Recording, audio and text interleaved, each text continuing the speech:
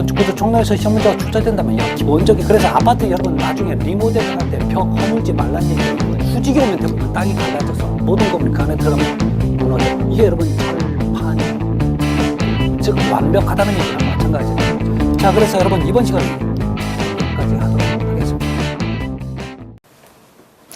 안녕하십니까. 네, 이번 시간 우리 문제 26번 볼까요?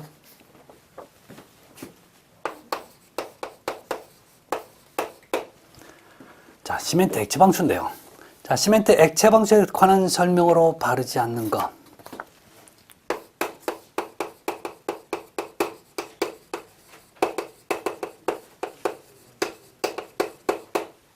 자, 1번. 시멘트는 KS 규정에 합격하는 3종 포틀랜드 시멘트. 여러분, 얘 틀렸네요. 잘 들어오세요. 어떤 시방수 상에서 어떤 문제가 나왔을 때 시멘트의 규격, 시멘트의 종을 물어보던 무조건 여러분 1종입니다. 그래서 무조건 시멘트는 1종 포틀랜드 시멘트예요.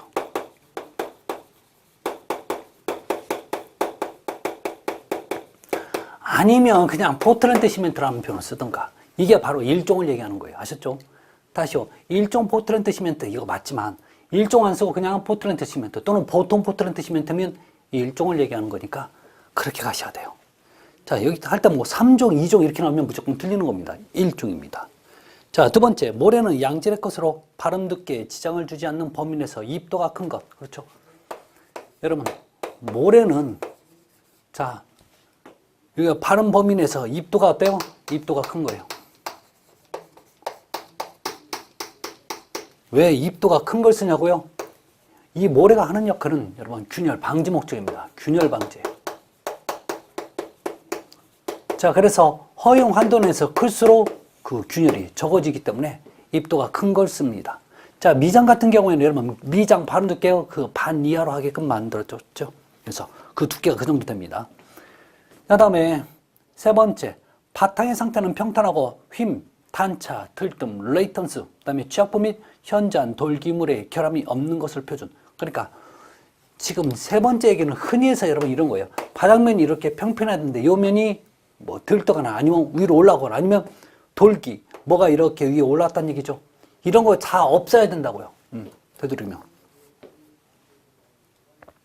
자, 네 번째. 자, 방수 시멘트 모르타르 비빔물 사용 가능 시간 20도씨에서 45분. 정말 얘 중요합니다. 잘 보셔야 돼요. 대부분의 여러분 모르타르는 자, 조적 같은 경우는 이 모르타르 사용 시간이 여러분 2시간 이내라고 나와요. 2시간 이내. 자, 미장도 마찬가지고. 그런데 이 방수에서, 즉 시멘트 액체 방수에서 봐요. 시멘트 액체 방수에서만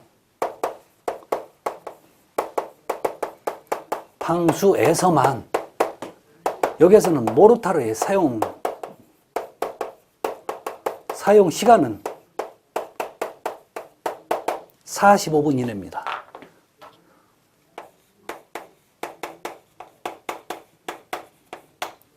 절대 잊으시면 안 됩니다. 어디에서만요? 시멘트 액체 방수에서만 그래요. 그 모르타르 사용시간 45분 이내. 이거 나중에 예로 문제가 나오면 1시간이라고 분명히 나올 거예요. 1시간. 그래서 이 편 잊지 마시기 바랍니다. 자, 다섯 번째. 각 공정의 이어 바르기의 겹침의 폭은 100mm. 제가 그랬죠. 시멘트 무조건 이어 바르기 무조건 100mm라고. 이어 바르는 무조건 100mm를 기준합니다. 자, 그 얘기 확인하시면 좋겠어요. 자, 여기서도 물론 시멘트 액체 방수도 중요하지만 요거. 자, 방수에서는 얼마라고요? 45분입니다. 자, 그 다음에 문제 28번.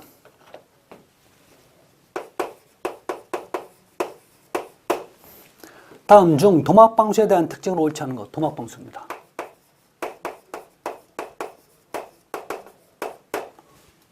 도막방수. 여러분, 도막은 페인트처럼 얇게 막을 만들어서 방수한다고 해서 도막방수입니다. 자, 그럼 옳지 않은 거 1번. 연신율이 뛰어나고 방수층의 무게가 비교적 경량이다. 그 상대적으로 얇은 거에 비해서 잘 늘어난다는 얘기죠. 자, 그 다음에 얘는 얇기 때문에 그만큼 방수식의 무게가 덜 나간다는 얘기죠. 경량. 자, 맞는 얘기입니다. 두 번째, 방수제의 내수성, 내화성이 우수하. 자, 세 번째, 방수제는 피놀이 생기지 않도록. 여러분, 세 번째, 뭐가 생겨요? 피놀. 얘가 나중에 어떤 방수가 문제되는 가장 큰 원인이 여러분 피놀이에요. 이게 뭐냐면 왜 우리 도막방수를 롤러나 이걸로 칠해요. 칠하다 보면 여러분 거기서 기포가 생겨요. 기포가 생긴 상태에서 여러분 얘가 이렇게 이제 발라져요. 문제는 뭐냐면 이 안에 있는 휘발 성분이 커지다 보니까 기포가 점점점 커지다 빡 터져. 문제는 터지면 이 공간이 여러분 지금 페인트가 없는데 이게 점점 오물면서 굳어야 되는데 굳다가 오물면서 어때요? 이만한 구멍을 남겨놓고 굳어요. 그러면 이 상태에서는 당장은 조그마한 하니까 구멍이 물이 안 들어가겠지만 얘는요 점점 시간은 한 달, 두 달, 세 달 하면 이게 점점 넓어지는 게 아니라 그 부위가 즉 그 조그마한 바늘구멍 같은 데가 점점 넓어져 갖고 들뜸이 생겨요. 즉 피놀이 여러분 이 방수 누수의 가장 큰 원인이 됩니다. 누수의 원인이요. 그러면 피놀은 좋은 거 나쁜 거? 나쁜 거가 되는 거죠. 그래서 반드시 이 피놀이 안 생기는 게 좋습니다. 그래서 방수제는 피놀이 생기지 않도록 솔, 고무주걱, 뽐칠 등을 균일하게 지켜올림부와 평면부의 순서로 한다라고 되어 있죠. 자, 피놀이 생기면 안 됩니다. 네 번째. 노수가 발생되면 아스팔트 방수에 비해 보수가 어렵다. 여러분 얘는 아스팔트 방수에 비해서 여러분 아스팔트 방수는 보수가 가장 어려운 방식 중에 하나입니다. 보수 어렵다. 왜 아스팔트는 방수가 어렵냐고? 자, 첫 번째 어려운 이유가 여러 겹을 사용합니다. 여러 겹을. 두 번째, 자, 사용해도 여러분 직각으로 교차해서 직교해놓죠. 이러다 보니까 어디서 사는지 모르고 방수 범위도, 즉 보수의 범위도 굉장히 넓어지는 게 바로 아스팔트 방수예요. 그런데 여기에 비해서 여러분 도막은 페인트처럼 칠하는 거죠. 그래서 상대적으로 어때요? 얇은 막이기 때문에 그 부분을 잘라내고 다시 위에다 덧칠해주면 되는 거죠. 그래서 보수가 가장 용이하다. 상대적으로 용이합니다. 쉽다는 얘기죠.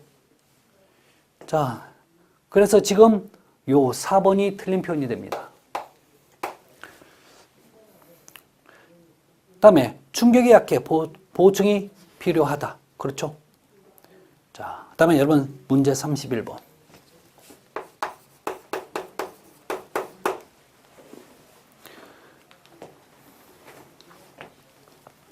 자, 문제 31번을 보면, 자, 실링제의 특성과 백업제의 특성에 관한 설명 중 바르지 않는 것.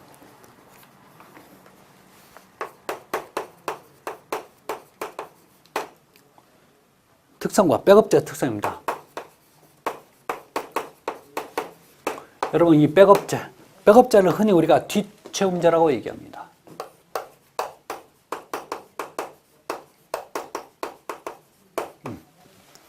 자, 옳지 않은 거 1번. 백업제는 소재인 줄눈 깊이를 확보하기 위해 줄눈속을 채우는 제로. 맞죠? 백업제.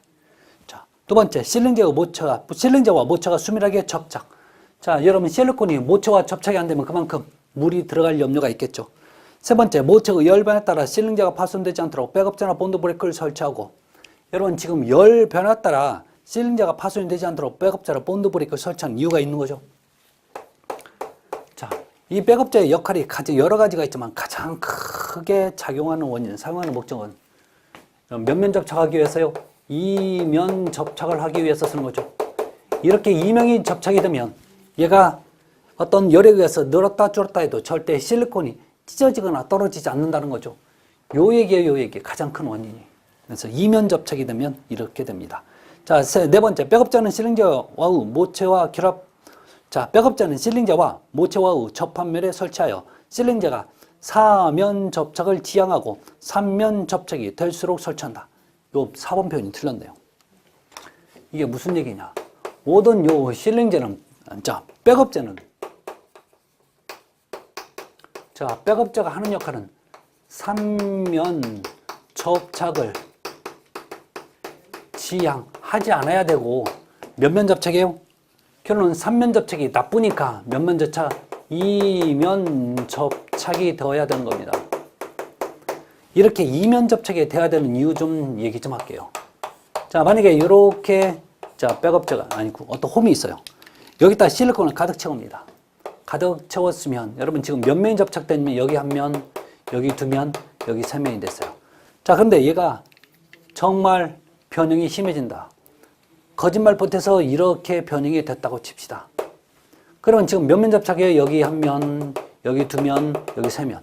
문제는 이 실리콘은 이렇게 여기서 얼마든지 늘어나도 얘는 충분히 감당합니다. 그런데 문제는 뭐냐면 여기가 붙어 있다는 얘기예요. 요 면이 지금 붙어 있어서 그래요.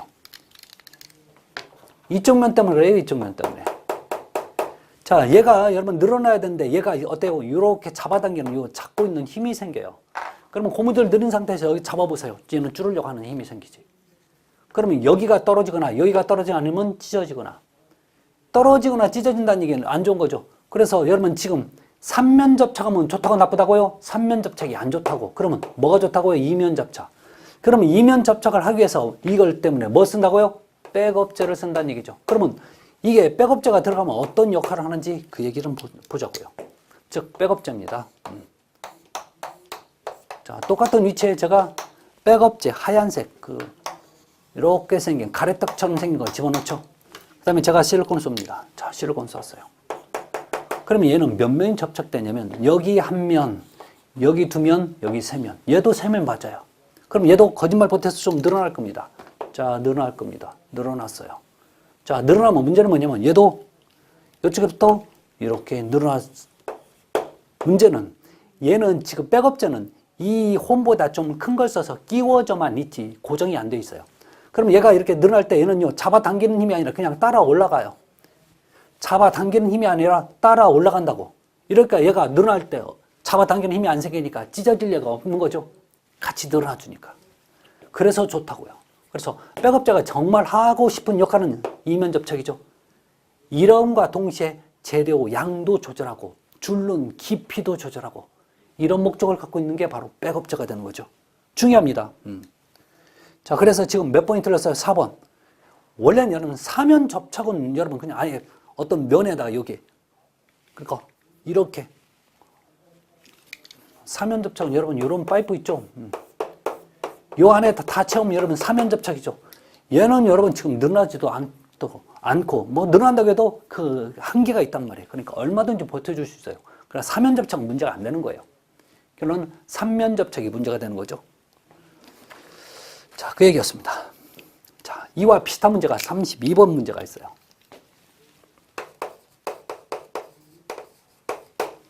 자, 실링 공사의 재료에 관한 기술 좀 옳지 거 실링 공사입니다.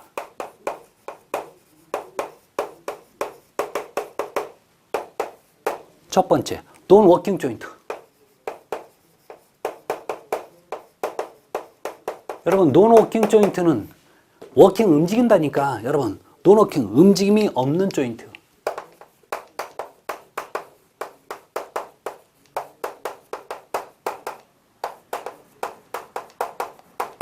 자, 그래서 여러분 나중에 보시면 이 논 워킹 조인트 얘는요 몇 면 접착을 하냐면 3면 접착입니다. 자, 안 움직이면 그래도 돼요. 자, 두 번째 워킹 조인트. 자, 논 워킹 조인트. 1번 볼게요. 논 워킹 조인트가 생기지 않거나 발생해도 거의 무시할 수 있는 조인트. 그렇죠? 자, 두 번째 논 워킹 조인트의 경우에는 이면 접착에 줄눈 구조를 표현한다. 여러분 논 워킹은 몇 면이에요? 이게 3면이에요. 아셨죠? 그래서 지금 2번이 틀린 답이에요. 자, 세 번째 이 얘기. 여러분 논 워킹 움직이죠? 자, 봐요. 논 워킹 움직임이 없는 거죠. 움직임 없을 때는 여러분 3면 접착이 훨씬 좋아요. 자, 세 번째, 백업제는 소정의 줄눈 깊이를 확보하기 위하여 줄눈 속을 채우는 재료 맞죠? 마스킹 테이프는 시공 중에 실링제 충전개수 외의 오염 방지와 줄눈을 깨끗이. 여러분 마스킹 테이프는 뭐냐면 이럴 거예요. 제가 여기다 실리콘을 싸요. 실리콘을 쌌으면 그냥 마는 게 아니라 이거 주걱을 눌러줘야 돼요. 그럼 옆으로 여러분 이 실리콘 옆으로 갈 거 아니에요. 그러면 여기에다가 여러분 종이 테이프 있죠, 여러분? 하얀색의 종이 테이프를 여기에 발라놓고 요 실리콘 옆으로 이렇게 가도 나중에 실리콘을 요 부위 넘어진 부분을 테이프를 딱 뜯어버리면 이면이 깔끔하게 나오는 거죠. 이런 종류로 용도로 쓰는 게 바로 마스킹 테이프입니다. 자, 그래서 시공 중에 실링제 충전 개수 이외의 오염 방지와 줄눈살을 깨끗이 마무리하기 위하여 보호 테이프 맞습니다. 자, 다섯 번째. 자, 워킹 조인트의 경우는 워킹 조인트입니다. 조인트는 경우에는 줄눈 바닥에 접착시키지 않는 이면 접착 줄눈. 몇 면 접착이에요? 이면 접착입니다. 그래서 워킹 조인트 때는 이면 접착, 논 워킹 때는 3면 접착. 요거 여러분 잘 정리 잘 해놓으세요. 자, 그 얘기였죠. 자, 이제 여러분 수장, 창호, 유리공사로 좀 넘어갈게요.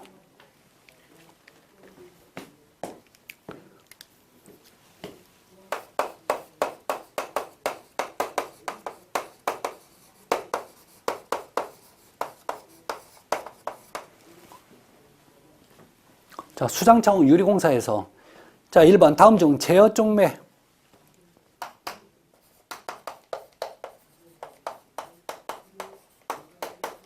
제어 쪽매 있는 거죠. 자, 제어 쪽매. 여러분, 제어 쪽매는 여러분 이런 거예요.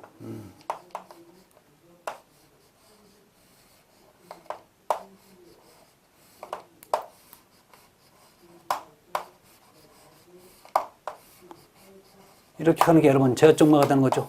그래서 이렇게 해.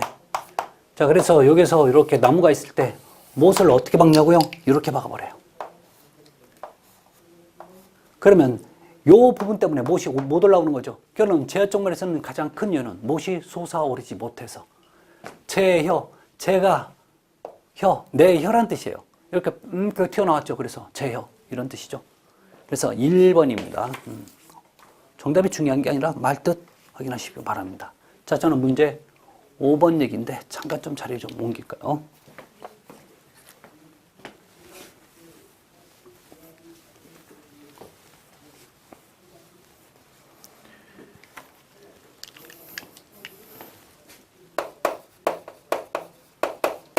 자, 문제 5번에서 다음 중 단열공법에 대한 설명 중 가장 옳지 못한 것. 단열공법입니다.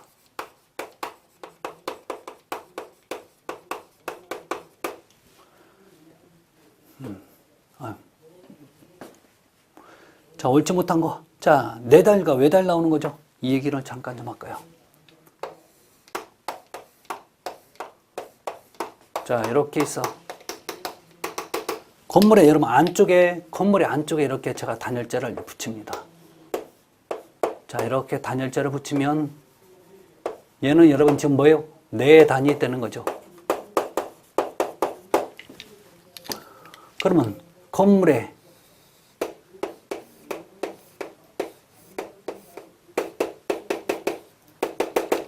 바깥쪽에 이렇게 단열재를 붙입니다. 바깥쪽에. 이게 왜 단열이 되는 거죠? 자, 그럼 각각의 여러분 특징에 대해서 얘기하자고요. 단열 성능.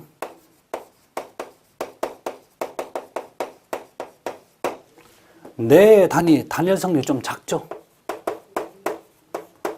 자, 단열 성능이 크죠? 자, 다음에, 또 하나, 결로 발생.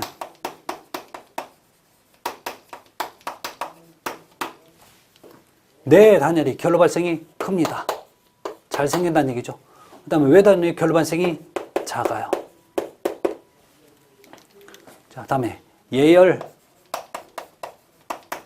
시간. 여러분, 네 단열은 제가 난방을 여기에도 이 열을 단열재가 여러분 차단하기 때문에 굳이 그냥 그러니까 오래 걸릴 필요 없죠. 왜? 단열재가 열을 차단하니까 빨리빨리 데워진다는 얘기입니다. 단열 시간이 작아요. 얘가 단위 시간이 길죠? 한참 걸려요. 자, 그래서 난방 방법을 보면 난방인데, 이 난방은 네 단위는 난방이, 자, 간헐 난방이면 돼요. 간헐이라는 얘기는 때때로. 근데 왜 단위를 여러분, 얘 한 번 데피기도 어렵지만 한 번 식으면 또 다시 데피기가 어려워지니까 지속 난방을 주로 하죠. 그래서 사용 지역을 보면 얘는 온난 지역에 많이 쓰고 얘는 한냉 지역에 써야 되는 거죠. 자, 공사비. 얘가 좀 저렴하죠. 얘는 비싸죠. 그 뜻이 되는 거죠. 자, 그런데 열교 현상 볼까요? 열이 이동되는 현상, 열교 현상이죠. 얘는 열교 현상이 크죠. 크다, 많다. 열교 현상이 작은 게 좋아요, 여러분. 작다는 얘기는 단위 성능이 좋다는 뜻입니다.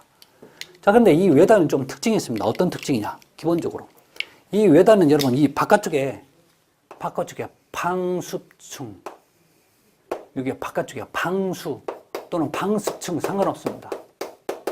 같은 얘기예요. 요 층을 만들어줘야 돼요. 즉 그래서 얘는 외부 벽 방수층을 만들어줘야 돼요. 방수층을 형성을 해야 됩니다. 만약에 방수층을 안 만들어버리면 이 물기가, 즉 비나 눈이 오는 그 물기가 요 단열재에 흡수를 해버리면 안 되는 거죠. 단열 효과 떨어지니까. 두 번째, 어떤 외부 충격에도 견딜 수 있는 구조여야 돼요. 예를 들어서 여기서 애들이 놀다가 여기 이걸 뭐 조금만 건들면 찢어지거나 깨지거나 이러면 안 된다는 얘기죠. 그래서 외력에 견딜 수 있는 구조.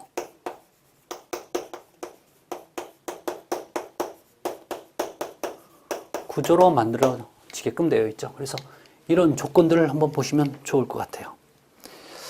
자, 그래서 여러분 5번에 보면 자, 옳지 않은 거 1번 볼까요? 내 단열입니다. 내 단열 공포일 경우 결로 발생 가능성이 증가한다. 여러분 결로 발생 크다고 그랬죠? 자, 두 번째 외 단열 공포는 내 단열 공포에 비해 예열 시간이 오래 걸린다. 예열 시간이 길다. 맞죠? 세 번째 외 단열 공포는 외부 충격에 대한 구조. 외력에 견디는 거죠. 요 얘기였죠. 네 번째, 외 단열은 외벽에 방수층이 필요 없다. 외 단열은 외부에 방수층을 만들어 놓으라고 그랬죠. 다섯 번째, 외 단열 공법은 내 단열 공법에 비해 단열 효과가 우수하다, 크다. 그래서 여러분 지금 몇 번 써요? 네 번째가 틀렸죠. 방수층을 반드시 만들어야 돼요. 바깥쪽에. 자, 다음에 외벽의 소음 방지에 관한 내용 중 옳지 않은 것. 이런 얘기였죠.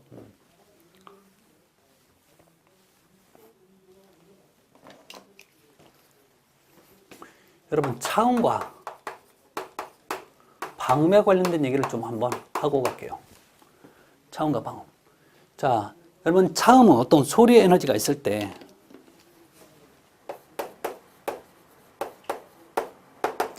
절대 얘는 투과되면 안 됩니다. 투과를 금지합니다. 그럼 너 어떻게 하라고? 다시 돌려보내라고. 반사시켜야 돼요. 그러면 방음은 절대 반사하면 안 돼요. 반사 금지. 그럼 어떻게 해요? 빨아먹어야 돼. 흡음하라고 합니다. 이게 기본 개념입니다. 자, 그럼 이게 기본 개념인데, 자, 여기에서 옳지 않은 거 좀 더 볼까요? 내용 중 문제를 바로 풀어보려고 그랬네요. 자, 좀 더 설명이 더 있어야 되는데, 이 재료입니다. 자, 이 재료를 하기 전에 이 표면의 형태는 즉 차음 재료는 표면이 칠판처럼 평평하고 매끄러운 게 좋아요.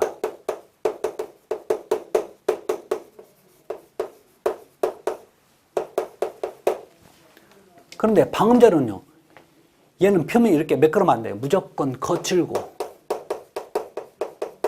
울퉁불퉁할수록 좋아요.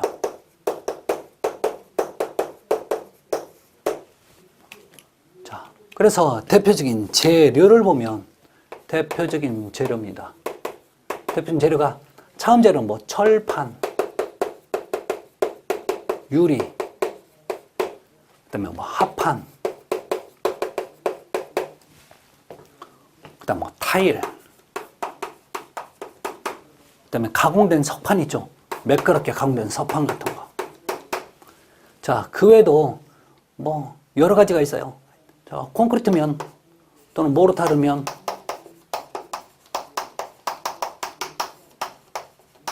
그런 건 전부 다 여러분 차음 재료입니다.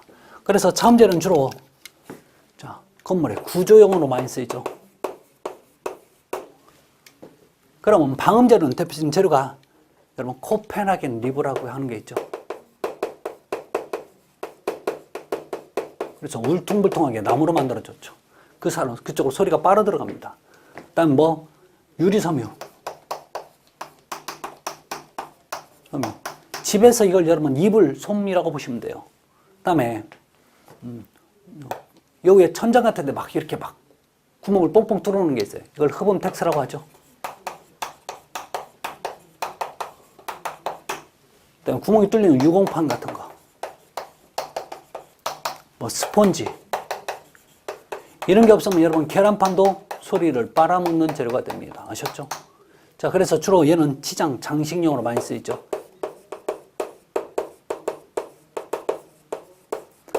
그러면 건물의 외부는 여러분 뭐가 좋냐면 요 차음 재료가 좋죠. 그래서 건물의 외부는 요 차음 재료를 많이 씁니다. 왜요? 여러분 건물의 외부 전부 다 유리 아니면 뭐 철판 이런 걸로 돼 있죠. 그래서 자, 외벽의 소음 방지 대책 관한 내용 중 옳지 않은 거. 결론 뭔 얘기하는 거예요? 요 차음에 관련된 얘기합니다. 벽체는 공기가 없는 속이 꽉 찬 재료. 여러분 속이 꽉 찬 재료일수록 그 차음 성능이 좋아지는 겁니다. 두 번째, 재료는 밀실하고 무거운 것. 벽체는 이중벽으로 해도 더 효과가 좋죠. 세 번째, 공기 누출 없도록 혹시 공기층이 있으면 그렇게 하라고요. 그래서 어디에 있어요, 여러분? 그러니까 우리 페어글라스, 자, 이중유리, 복중유리 할 때 그게 나왔죠. 다섯 번째, 외벽은 흡음투성이 높은 유공판. 흡음, 소리를 빨아먹으면 이건 뭐예요? 방음이에요. 차음과 방음은 서로 반대 개념인데, 자, 외벽은 흡음 특성이 크면 안 되는 거죠. 그렇죠. 얘는 어떻게 해요? 반사시켜야 되는 거죠. 투과하면 안 되고. 자, 그래서 5번 편이 틀렸습니다. 자, 다음에, 자, 우리 10번에 보면 여러분, 결로에 관련된 얘기입니다.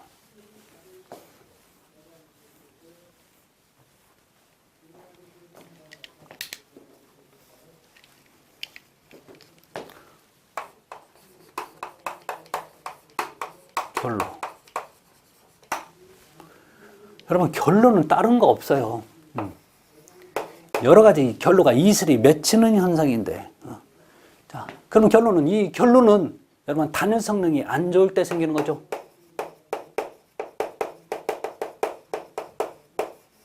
나쁠 때 생깁니다. 두 번째, 온도차가 클 때. 무조건 결로가 생기는 거죠. 그래서 여름보다는 겨울에 더 온도차가 많이 생기니까 우리 생활 주변에서 많이 생기는 거죠.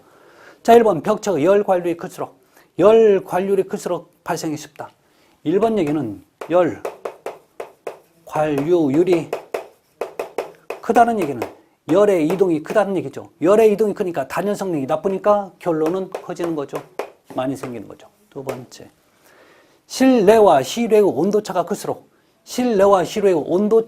많이 생기는 거죠. 그래서 여름철보다 겨울철에 온도차가 많이 생기니까 많이 생기는 거죠. 꼭은 아니지만.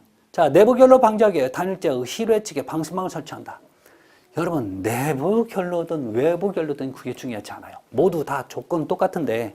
자, 왜 볼까요? 단열재의 실외 측에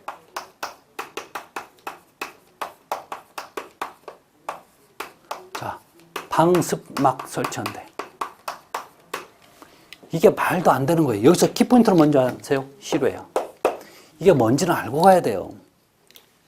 여러분 보실래요? 제가 이렇게 집이 있어. 자, 여기서 여러분 지금 샤시로 이렇게 만들어놨어. 이게 발코니, 이게 거실이야. 그러면 거실 창 유리입니다. 문제는요, 결로가 생기면 어느 쪽에 생겨요? 여러분, 요 발코니 쪽, 요런 쪽에 생기는 거죠. 이런 쪽에 생긴다니까. 그러면, 잘 보실래요? 여기는 바깥이고, 여기는 안쪽이 되는 거죠. 그러면 대부분 결로는 어느 쪽에 생겨요? 온도가 조금이라도 높은 쪽에 생깁니다. 온도가 높은 쪽에 생긴다고요.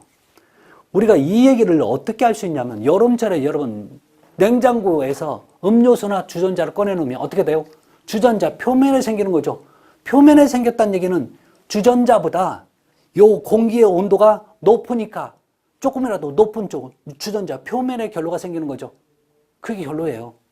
그러면 여기에서 결로가 생길 수 있는 것은 여기에서 안 생긴다고요. 지금 빨간색처럼 여기가 결로가 안 생겨. 왜?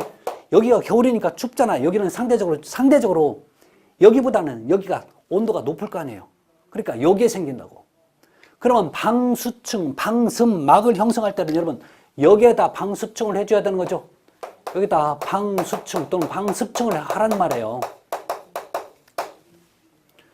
근데 한 가지만, 왜 방수층을 하는 거예요? 방수층을 왜 하는 거예요? 그 이유는 간단해요. 여기에서 생긴 결로를, 즉 물기를 이 벽체가 빨아먹지 말라는 얘기죠. 안 빨아먹어야 여러분 나중에 어떻게 생겨? 뭐가 안 생겨요? 왜? 곰팡이가 안 생기는 거죠. 여러분 지금 곰팡이 때문에 문제가 생기잖아요. 나중에 꺼멓게. 그러니까 물이 없으면 곰팡이가 안 생기니까 줄줄줄 흘러서 내려가는 거죠.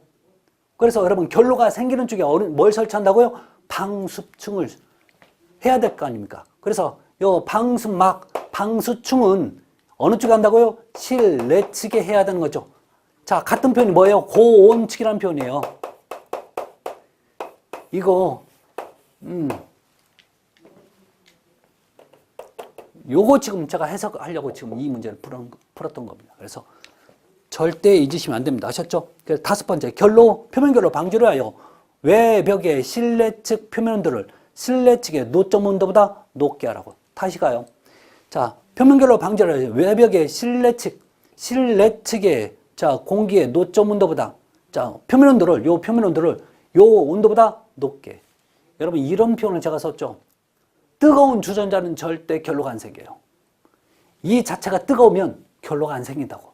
결론은 여기 공기 온도보다 이 구조체가 가지고 있는 표면의 공기 온도가 이쪽에 있는 공기 온도보다 이 벽체가 가지고 있는 온도가, 즉 뜨거움이 더 뜨거우면 결로 안 생긴다는 얘기예요.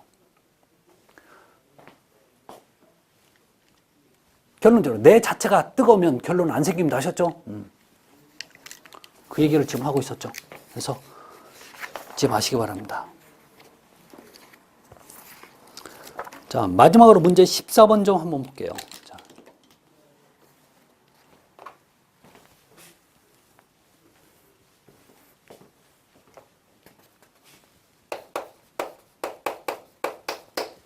자, 공동주택의 소음 방지 공사에 관한 설명으로 옳지 않은가? 소음 방지입니다. 첫 번째, 흡음 성능이 우수한 재료는 대부분 차음 성능이 우수하다. 여러분, 흡음과 차음은 반대죠. 흡음 성능이, 자, 잠깐 볼까요? 요거. 여러분, 소리를 빨아먹는 성질이 좋으면 이거는 여러분 나빠지는 거죠. 서로 반대인데. 자, 그래서 차음 성능 어떻게 돼요? 나빠지는 거죠. 반대 개념인데 이게 같을 리가 있나? 반비례 관계야죠. 두 번째, 이중벽을 설치하거나 건물의 기밀성을 높이면 차음 성능 향상된다. 그러니까 기밀성이라는 얘기는 그 틈이 없어야 된다는 얘기죠. 틈으로 소리라든지 이런 게 안 들어오니까. 자, 세 번째, 공기 전송음은 고체 전송음. 여러분, 공기 전송음은 제 목소리가 지금 여러분들에 전달되는 거죠. 공기를 타고 전달됩니다. 자, 이거 여러분 공기 전담이에요. 자, 그 다음에 고체 전송음 봐요. 위에서 아이들이 또 막 뛰고 그래. 그 뛰는 소리가 여러분 들리면 이 방바닥, 즉 슬라브를 타고 지금 전달되는 거죠. 이런 걸 여러분 고체 전송음이라고 얘기하는 겁니다. 자, 네 번째, 천장이나 바닥, 벽에 사용되는 재료의 면 밀도가 클수록 차음 성능은 향상됩니다. 그 면의 밀도, 즉 면의 밀도가 클수록 차음 성능은 좋아지는 거죠. 차음은 여러분 어때요? 다시 돌려보내는 거죠. 자, 다섯 번째, 칸막이 벽을 상층 바닥까지 높이고 방음제로 벽면을 시공하면 내부 발생에 대한 차음 성능이 향상된다고 나오죠. 여러분 이거예요. 왜 이런 경우 있을 거예요. 큰 사무실이야. 사무실인데 너무 크니까 자, 이 사무실에 반반씩 나눠가죠. 자, 문제는 여기가 이렇게 천장이 있어. 그럼 대부분 사무실 꼭 자를 때 보면 여러분 여기만 잘라버리는 거죠. 여기 자르면 뭐예요? 소리가 타고 왔다 갔다 하죠. 어디까지 가요? 여기 위에까지 가라고 하는 거죠. 그래야 소리가 차단이 된다고. 이게 지금 5번에 있는 내용이죠. 그래서 14번은 지금 1번이 표현이 틀렸습니다. 흡음 성능이 크다는 얘기는 차음 성능은 작고, 작으면 크고, 크면 작고, 반비례 관계입니다. 자, 그래서 이번 시간 여기까지입니다. 감사합니다.